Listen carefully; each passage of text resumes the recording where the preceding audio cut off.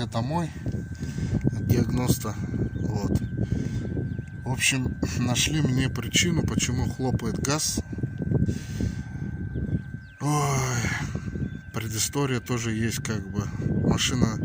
Ладно, сейчас про это расскажу, потом про то.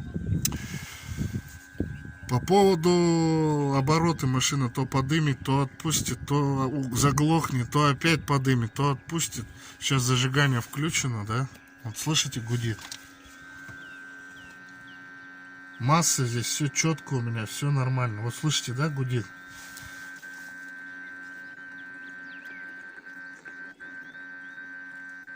О. Машина, когда работает, она же дрожит немножко. И? Вон. Короче, зря покупал ее.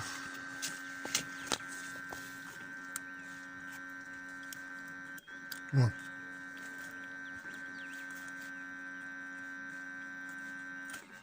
Вот. Все. Опять загудело.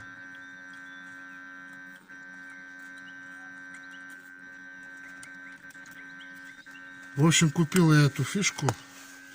Буду менять. По поводу хлопков.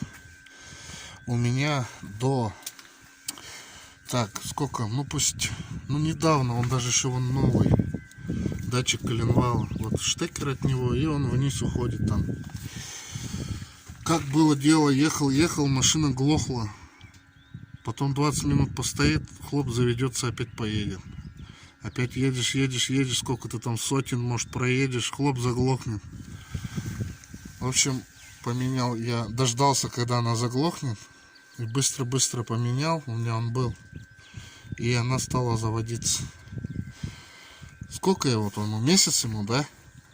Этому датчику. Наверное, месяц. Может, чуть больше. Ну, месяц коленвалом.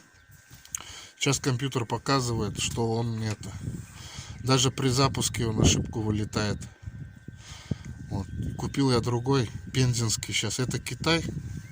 Сказали, хороший Китай, но он оказался нехорошим. Купил я, значит, сейчас пензенский. У нас что, сугробы бодрые.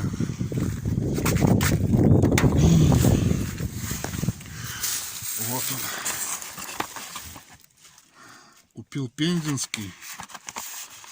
Высокого качества, тут все дела. Посмотрим, как он будет ходить. И купил вот эту фишку. Я его пробовал надевать, он так плотно все одевается, вроде все нормально. Вот. Так что вот эти две причины. И тут получается, едешь, тоже она на холодную же нормально работает, машина, четко все. Ехал, опять сколько-то сотен проехал, там 100-150, может, километров. Она раз дернется и хлопок, бах, только сюда. Опять дернется, опять там сколько-то проехался, опять бах, хлопок. И сейчас датчик показывает неверные показания. Мы подключались к этому, машину я завел, и вот эта вот штука, вот эта, как-то она нам называется. Короче, он неисправен, новый. Менять. Из-за него этот тоже дает ошибку. Но коленвала. Все, больше ошибок нет. Вот хлопки. Да, эти, считаю, два уже поменял комплект проводов. Сейчас он купил Алину. Милену. Блин, почему Алина? Вот Милену взял. Получается, те провода тоже живые, хорошие. И свечи второй комплект купил. Ничего не поменялось. Вот. Так что такие вот дела. Хлопки. Вот из что-то у меня винт. Ну, он открученный. Можно регулировать холостой ход, если что. Вот. А так, получается, фишка отрыгнула. Вот.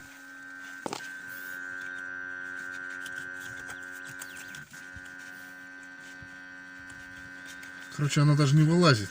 Что-то с ней стало. Вот. Машина трясется, она своей жизнью живет, в общем. Да, печалька с этими машинами, с этой проводкой. Ужас. поменяю. Сейчас все сделаю. Все. Это вообще жесть. Тут моя Nokia. Отлично. Так что вот такие вот дела, ребята. Коленчатого вала не означает, что он хороший. Выкину, я его поставлю, наш российский. А я думаю, я российский купил. Она говорит, нет, это, говорит, Китай тоже. Я говорю, дайте мне российский. Вот она дала пензенский сейчас. Вот. Этот СААТ хорошо, все. Все хорошо. Все. Кроме вот холостого хода, вот этот провод. Штекер надо поменять. И получается, это неправильные эти он дает данные. Там что-то так, по-моему, написано. Коленчатого вала. Ошибку убираем, все равно выскакивает. И этот, два обрыва показывает. Две красные эти загораются, два обрыва. Что-то там один, потом что-то два. И коленчатого вала. В общем, капец. Блинский. А я все гадаю, что она еще хлопает у меня. В общем, так вот. Сейчас поменяем, думаю, будет все нормально. Так, ошибки старые были, там много было их. Просто почистили и все. Даже фары показало. Помните, у меня ближний свет отказывал? Даже оно показало. Вот. Такие вот дела. Ладно. Пойду монтировать. Спасибо. Вот сколько хоть на сегодня хоть чуть-чуть записал. Хоть что-нибудь. Газель нормально, контент всегда будет. Ладно. Спасибо за просмотр.